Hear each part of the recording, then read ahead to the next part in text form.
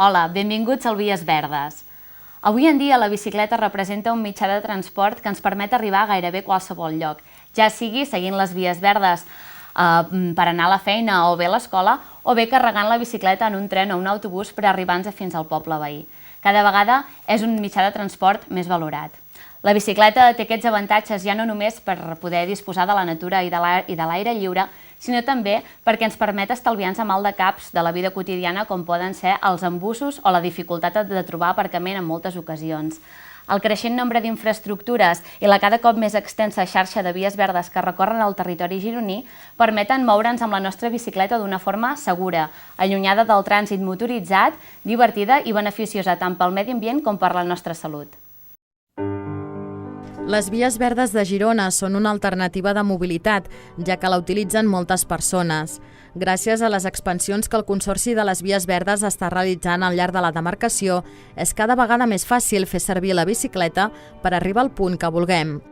De fet, és habitual trobar-nos mentre recorrem algun dels trams de via verda a persones que es dirigeixen a la feina en bicicleta o bé nens que, aprofitant l'oportunitat que els ofereixen aquests trams, no dubten en agafar la bici per arribar a l'escola i passar una estona divertida lluny del trànsit de les carreteres. És normal també creuar-se amb persones grans i jubilats que, tot seguint les vies verdes i aprofitant l'entorn rural pel qual transcorren, arriben fins al seu hort tot fent una mica d'exercici. És evident que no tothom té una via verda a prop de casa seva o un espai adequat per circular-hi en bicicleta. De la mateixa manera que no tothom viu a prop del lloc on treballa o estudia, amb la qual cosa arribar-hi pedalant pot semblar força complicat. Per arreglar aquest problema existeixen alternatives molt útils que permeten a tothom qui ho vulgui, per lluny que visqui del seu punt habitual de destí, agafar la bicicleta per arribar-hi.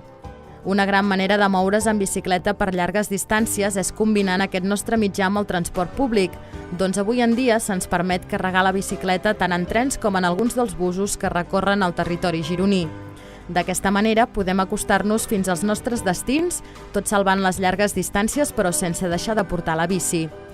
Si el mitjà de transport que més s'adapta a nosaltres és el tren, arribar a les vies verdes en aquest mitjà és possible en alguna de les grans ciutats que suposen punts de pas de les nostres rutes. A Girona, per exemple, a l'eix central de les vies verdes, podem arribar-hi gràcies a la línia Barcelona-Portbou de Renfe. L'altra ciutat a la que podem accedir en tren és Ripoll, el punt d'inici de la ruta del ferro i del carbó. Per fer-ho hem de seguir la línia Vic-Puigcerdà que ens deixarà a l'estació de Ripoll, just davant del punt on s'inicia la ruta verda. L'opció de combinar el tren amb la bici és amb tota seguretat una alternativa tan ràpida com còmoda de mobilitat. Segons ens informa la plana web de Renfe, els seus trens admeten una bicicleta per cada passatger i en cas que per qüestions d'espai no poguéssim pujar al tren desitjat, se'ns permetria pujar un altre o se'ns abonaria el preu del bitllet. L'altra gran alternativa per moure's en transport públic sense oblidar la bicicleta és el bus. Gràcies a un acord entre el Consorci de les Vies Verdes i l'empresa Teissa, els usuaris d'aquests traçats poden carregar les bicicletes sense desmuntar-les en els busos de la companyia que efectuïn trajectes entre Sant Feliu i Girona i entre Girona i Olot passant per Amer. El nombre de bicicletes que es permet carregar als busos és de 2 o 3, sempre depenent de l'espai lliure que hi hagi al portaequipatges. Aquesta manera de moure's pel mapa de rutes de les vies verdes gironines ens pot anar molt bé, ja que podem circular per diferents trams sense haver de recórrer el quilometratge total de les vies. Una darrera possibilitat de combinar la bicicleta amb altres tipus de transport és una d'especialment atractiva i recomanable que es pot realitzar únicament a l'estiu. Què us semblaria combinar les vies verdes amb un recorregut en vaixell per la Costa Brava? Doncs aquesta excel·lent idea és possible si ens arribem fins a Sant Feliu de Guíxols. Per fer-ho podem seguir la ruta del Carrilet provinent de Girona, un recorregut excel·lent d'uns 40 quilòmetres. Aquest tram ens deixarà just al port de Sant Feliu, on podrem continuar el nostre trajecte, però aquest cop per mar.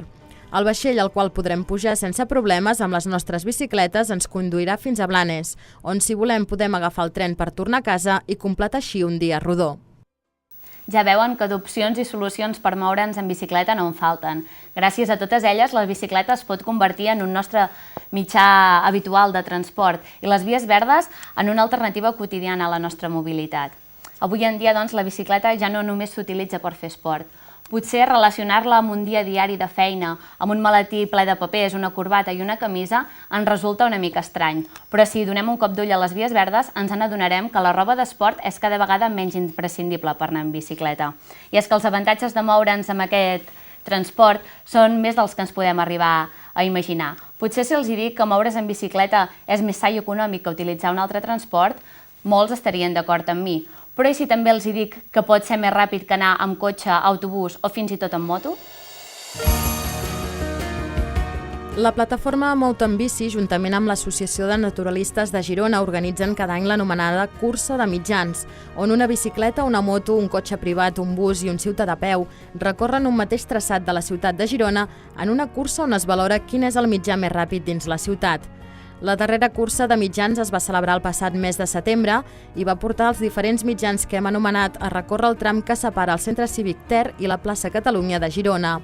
A 2:45 del matí, una hora punta on molts gironins es dirigeixen a la feina o a l'escola, es dona el tret de sortir de la cursa. Endevinen quin mitjà va ser el més ràpid? Doncs com en la resta d'edicions, la bicicleta, que va tardar un minut menys que la moto i la meitat de temps que el cotxe. Encara més enrere va quedar el bus i l'home a peu, que va ser el més lent. I ara parlarem amb Miquel Llop, president de la plataforma Mout en Bici. Benvingut, Miquel. Hola. Primer de tot, coneixerem una mica la plataforma. Quins són els objectius de Mout en Bici? Els objectius de Mout en Bici seria facilitar la mobilitat sostenible, especialment en el cas de la bicicleta. Estem interessats en tots els aspectes de la mobilitat sostenible, però, clar, com és natural, el tema de la bicicleta és el que ens toca de més a prop i el que més preocupa als nostres socis. Amb això, fonamentalment, el que ens constituïm és com, en el bon sentit de la paraula, grup de pressió per tal de defensar els interessos dels ciclistes. Igual que hi ha grups que defensen els interessos de l'automobilistes, doncs també hi ha d'haver grups d'usuaris de la bicicleta que defensen respectuosament els nostres interessos. I aquesta és bàsicament la funció de Mout en Bici. Va ser fundada el 1996 i actualment som la tercera associació del nostre àmbit en el que respecta a Catalunya. A més, també teniu un representant a les assemblees del Consorci en el qual esteu convidats com a associació o plataforma mediambiental i social. Quina és la vostra relació amb els gestors de les vies verdes? La nostra relació és molt bona. A veure, de fet, el Consorci està format per la Diputació i diversos ajuntaments, aquells pels quals passa la via verda. I en el moment en què es van constituir, nosaltres vam considerar important que com a usuaris d'aquestes vies verdes i de la bicicleta en general poguéssim tenir la paraula, que no fos només un conjunt d'administracions que planifiquessin entre elles, sinó que la veu dels ciclistes també tingués un paper. Hem tingut les nostres discrepàncies, encara que fonamentalment la col·laboració és molt bona. Tenim actualment bàsicament un punt problemàtic que en el fons no és, el Consorci ja està d'acord amb nosaltres. Estem parlant del punt negre de Montfullà, on es creua una carretera nacional amb una via verda, que ja hi va haver un accident mortal fa un parell d'anys. Nosaltres ho recordem amb una bicicleta blanca al lloc. El Consorci ja està totalment d'acord amb nosaltres i ja fa temps que va fer el projecte d'un pas soterrat, però clar, com que el propi Consorci no té brigades d'obres o no té prou estructura per portar-ho a terme, està depenent sempre del Departament de Política Territorial i la cosa no s'acaba de desencallar. Per lo de més, tota la col·laboració és perfecta. I el desenvolupament de les vies verdes ha millorat en la mobilitat interurbana i urbana? Sí, i això va ser una sorpresa per tots, especialment fins i tot per la gent del mateix Consorci de les Vies Verdes. Les Vies Verdes originalment van ser pensades com a rutes turístiques que facilitessin el cicloturisme. Bàsicament va ser aquesta la idea i per això en el seu inici va tenir un paper fonamental el Patronat de Turisme. Però la realitat ha demostrat que, encara que aquest aspecte realment és molt important, hi ha moltíssima gent que el fa servir per la seva mobilitat quotidiana. I especialment en aquells llocs en què la via verda travessa la ciutat, clar, naturalment es converteix en carril bici. Per exemple, en el cas de Girona i Salt és fantàstic la travessa urbana de la Via Verda perquè és l'únic eix ciclista que realment travessa tota l'àrea urbana i que permet comunicar la Via Verda que ve d'Olot amb la que va cap a Sant Feliu. A més, quins diries que són els grans temes pendents a millorar per potenciar la mobilitat sostenible? En el cas concret de la bicicleta, la nostra experiència, especialment el que recollim dels usuaris, moltes vegades que fem enquestes a peu de carrer o que ens arriben mails o així, continua havent dos o tres obstacles fonamentals. El primer és la sensació d'inseguretat. O sigui, moure's per la ciutat en bicicleta, molta gent té una gran sensació d'inseguretat que hem de dir que cada cop es correspon menys amb la realitat. Cada cop hi ha més automobilistes respectuosos i cada cop, a poc a poquet, la ciutat va estar més preparada perquè es pugui anar en bicicleta. El segon gran tema són els robatoris. Això sí que està absolutament desbocat. Clar, la gent a la que li han robat les bicicletes ja s'emprenya. En aquest aspecte les autoritats s'haurien d'agafar més en sèrio. De vegades, al moment de denunciar robatoris de bicicletes, ens sentim tractats com un nen que va denunciar que li han robat el patinet. A veure, primer, hi ha bicicletes molt i molt cares, i segon, és el mitjà de transport de molta gent, i com a mitjà de transport és molt necessari, i per tant se li ha de donar importància. I després s'haurien de millorar les infraestructures. No es tracta d'emplenar la ciutat de carrils bici, no molt menys, sinó allà on els cotxes quedarien ralentitzats i els ciclistes estarien en perill per la velocitat dels cotxes, fer un carril bici. I la resta de la ciutat, coexistència pacífica. Els resultats de la cursa de mitjans que organitzeu cada any ajuden a conscienciar a la gent sobre la utilització de la bici com a mitjà de transport. Penses que augmenta l'ús d'aquest mitjà? Sí que està augmentant força l'ús d'aquest mitjà. A nosaltres ens agradaria creure que és per les campanyes que nosaltres fem, però crec que realment no tenim tanta importància com això. Passa que la gent cada cop més, i sobretot en moments de crisi, quan un ha de comptar els diners que té a la butxaca i dir, a veure, anem a posar al davant lo fonamental, això de lluir cotxe poder estar molt bé, però jo em puc moure de moltes maneres i tampoc cal aquesta mobilitat de milionaris que se'ns promou moltes vegades des de la publicitat, que sembla que tenir un cotxe fabulós és l'objectiu de la vida i allò et solucionarà tots els problemes. A veure, la mobilitat no és moure cotxes, la mobilitat és moure persones. Si una persona es pot moure millor, més barat i més saludable tant per ell com per la ciutat en bicicleta, doncs si realment ho penses, ho acabaràs fent. Ara, si el que vols és lluir, aquest ja és un altre tema. I quins són els principals arguments amb els que podríem convèncer algú perquè parqués el cotxe i traiés la pols a la bicicleta? Els que la fem servir habitualment ja li he de pols i que tenim la dels camins.